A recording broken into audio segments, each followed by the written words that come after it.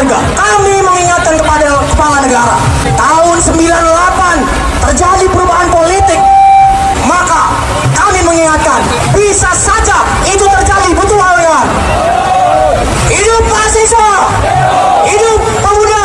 Aksi itu untuk apa? Apakah aksi untuk aksi atau aksi untuk tujuan? Sebelum menyampaikan tuntutan itu ke publik, kita akan menyampaikannya dulu tuntutan itu ke masyarakat kampus. Kita uji, bener nggak itu?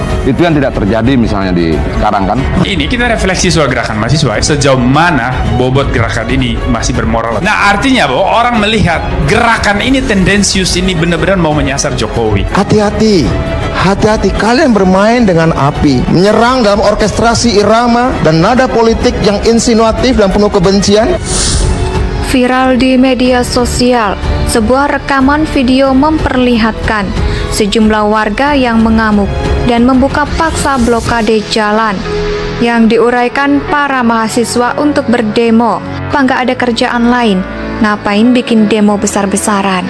Saja memungkinkan terjadinya perubahan politik apabila presiden tidak segera menurunkan harga. Sekali lagi, terakhir, saya mengingatkan, kami mengingatkan kepada kepala negara. Ingat peristiwa 66, ingat peristiwa 98. Mahasiswa ini hanya bermain dan mempermainkan gerakan kita. Kalau menjelaskan pakai bahasa Jerman, silakan sampai selesai. Enggak, maksud saya, bener nggak kalian? Ya. Bener nggak kalian ini sedang, jawab saya yuk. Bener nggak kalian sedang bermain-main? Teruskan dulu. No. Ini jangan dilempar ke sini dulu, Bang. Selesai dulu, Bang. Yuk kalau bermain-main dengan gerakan, yuk mempermainkan sejarah, mempermainkan gerakan. Masyarakat kasihan nanti tidak akan melihat kalian sebagai representasi dari kelompok ini. Kenapa harus pecah? Kita tidak. Kenapa harus beda-beda? Bahkan ada beberapa isu saja yang sama, lalu yang lain-lainnya beda. Apakah memang mahasiswa ini bacaannya berbeda, atau jangan-jangan udah kurang baca kita? Karena begini. Coba jelasin ke saya, apa yang membedakan kamu dengan partai politik yang memang mengejar kekuasaan dan terpecah-pecah gitu loh? Tadi kalau abang tanya apa bedanya kita dengan partai politik, ya sekarang kita pro rakyat, partai politik pro oligarki, gitu bang. Itu bedanya dari gerakan mahasiswa dan dari partai politik. Sudah kita selesaikan tahun 98. Buka semua versi sejarah. Menyenangkan tidak menyenangkan, menguntungkan tidak menguntungkan, buka. Saya percaya pemerintahan Jokowi bukan berwatak Orde Baru. Baik. Hidup mahasiswa, hidup pemuda. Oh, ini jangan-jangan kalian sedang menyeret gerakan mahasiswa yang sangat-sangat mulia itu ke jurang kehancuran. Kami ini di mahasiswa, politik yang kami mainkan adalah politik yang paling ideal. Kalau saya tanya, mereka cuma bilang Jokowi begini, Jokowi begitu. Saya marah karena ada inkonsistensi. Tidak ada komitmen pada konsistensi. Mereka nyaris melukai tubuh bangsa ini dengan jenis luka yang akan sangat susah disembuhkan dalam jangka waktu lama. Apabila presiden tidak segera menurunkan harga, kami mengingatkan kepada kepala negara, tahun 98 terjadi perubahan politik. Sombong amat. Saya menangkap bahwa ada sekelompok orang yang sudah bermain api, bukan cuma membakar dirinya, tapi juga nyaris membakar rumah ini. You bicara soal gerakan, you kan bicara soal mewakili masyarakat kan? Yes, disitulah peran gerakan mahasiswa sebagai agensi moral kan? Oke.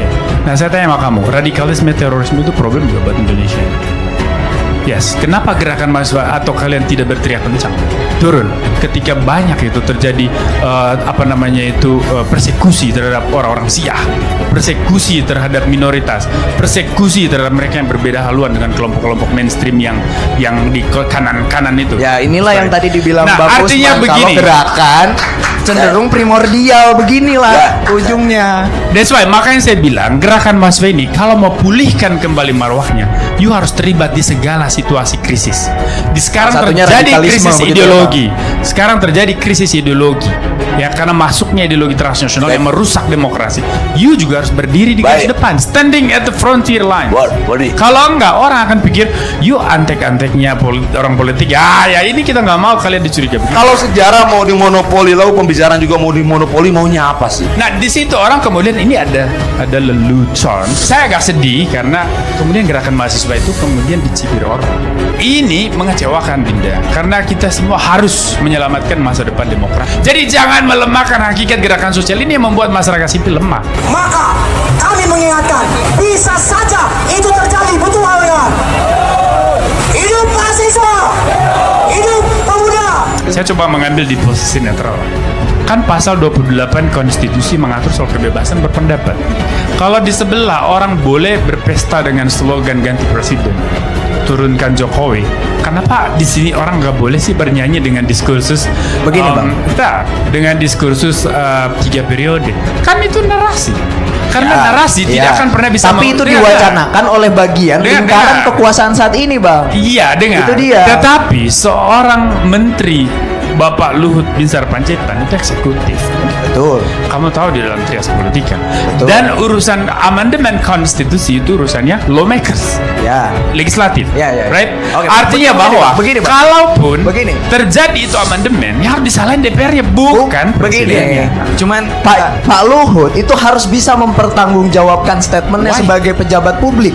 Itu diatur dalam Undang-Undang Keterbukaan Informasi Publik, gitu, bahwa pejabat publik harus bisa mempertanggungjawabkan informasinya. Sebentar. Dan Pak Luhut menyampaikan Nah, ini memiliki agak big tendensius. data. Iya, Saya paham. Gini, Pak Luhut ngomong itu sebagai siapa di tayangan apa? Apakah itu di sebuah acara negara atau di sebuah tayangan media? tapi beliau Kanal pejabat publik. sebentar. Bang. Ini Begini, masih saya bahkan gini, Pak. Saya masih berevaluasi. Nanti kamu akan respon. Makanya pahami lebih lengkap. Kamu bisa bahasa Jerman nggak? Bahasa Jerman itu hanya dimengerti kalau orang sudah selesai bicara. Viral di media sosial, sebuah rekaman video memperlihatkan sejumlah warga yang mengamuk dan membuka paksa blokade jalan yang digunakan para mahasiswa untuk berdemo. Kita minta Presiden Jokowi di depan notaris bilang dia tidak ingin 3 periode. Apa yang salah di situ? Karena ini bagian dari kecerdikan. Tidak ada yang salah. Berpolitik. Pak Rogi, saya potong sedikit. Tidak ada yang salah. Ya, karena Tetapi apa salahnya presiden kalau dia juga tidak mau bersuara? Nggak ada soal. Karena Ya, itu that's it. memang biarin aja presiden nggak bersuara. Kenapa harus presiden? Toh urusan ini kan urusan konstitusi. 3 periode ke 4 periode ke itu kan hanya mungkin kalau Betul. konstitusinya mengatur. Ya, Dan yang buat konstitusi bukan eksekutif. Iya, itu yang saya itu mau ranahnya legislasi. Begini Bang. Saya itu agak heran nih, dia di sini belajar bener apa enggak? Kan presiden tidak punya kewenangan apapun terhadap Ya, konstitusi. mereka tahu itu. Dia eksekutif. Itu Tapi kenapa harus presiden yang bertanggung jawab? itu bagian normatifnya bagi mereka selesai. Nggak bisa, Mereka Bang. Itu menunjukkan bahwa ada ambisi yang bersifat politik. Mau apa lagi? Yang mau diomongin apa lagi? Yang mau dituntut apa lagi? Jadi mahasiswa itu harus cerdas, harus punya sikap dan pendirian yang jelas. Jangan mau diombang-ambing oleh mereka yang punya kepentingan.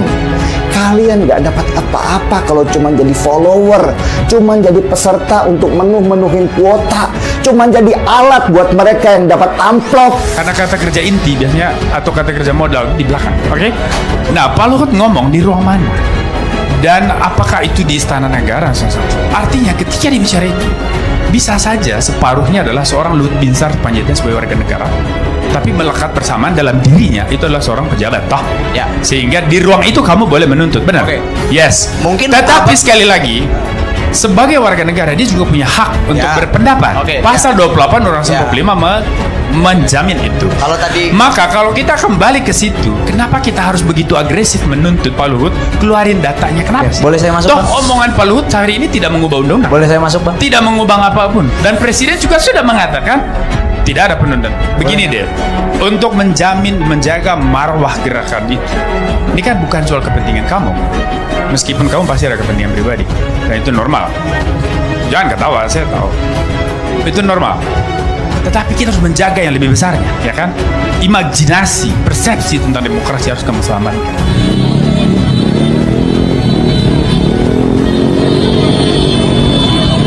Iya, kalau ada nasi bungkusnya. Kalau nggak ada nasi bungkusnya, kan kasihan orang demo-demo malah kelaparan. Apa yang kamu lakukan hari ini, kamu bertanggung jawabkan juga kepada gerakan-gerakan mahasiswa ke depan, di masa depan. Maka di sini kita harus belajar dengan tertib berpikir. Ya, pertanyaannya adalah kenapa orang begitu agresif menyerang Pak Luhut soal big data? Ketika tidak ada satupun ketentuan hukum yang memaksa dia untuk, kecuali you buka forum, you berdebat, you undang ke acara Bang Karni, berdebat dengan Pak Luhut soal big data. di situ silakan berdebat. Tetapi sepanjang itu statement lepas, dia akan tetap terlepas. You nggak bisa penjarain dia. Sama aja, kenapa kamu nggak nanya kepada yang dulu bikin tagar turunkan Presiden Jokowi dan tuntut dia, kenapa you melanggar konstitusi? Karena konstitusi mengatakan dia hanya bisa diturunkan kalau ada berapa ketentuan itu, ya kan, pelanggaran moral dan sebagainya. Kan Presiden Jokowi nggak pernah melakukan semua itu. Demo melulu, demo di istana, geruduk Pak Jokowi, apa nggak ada kerjaan lain? Ngapain bikin demo besar-besaran, bikin macet, nyusahin orang? Sebenarnya banyaknya demo sekarang ini menunjukkan bahwa Jokowi sudah mendidik dengan benar. Karena pepatah bilang, no pain, no gain. Gak ada keberhasilan tanpa rasa sakit.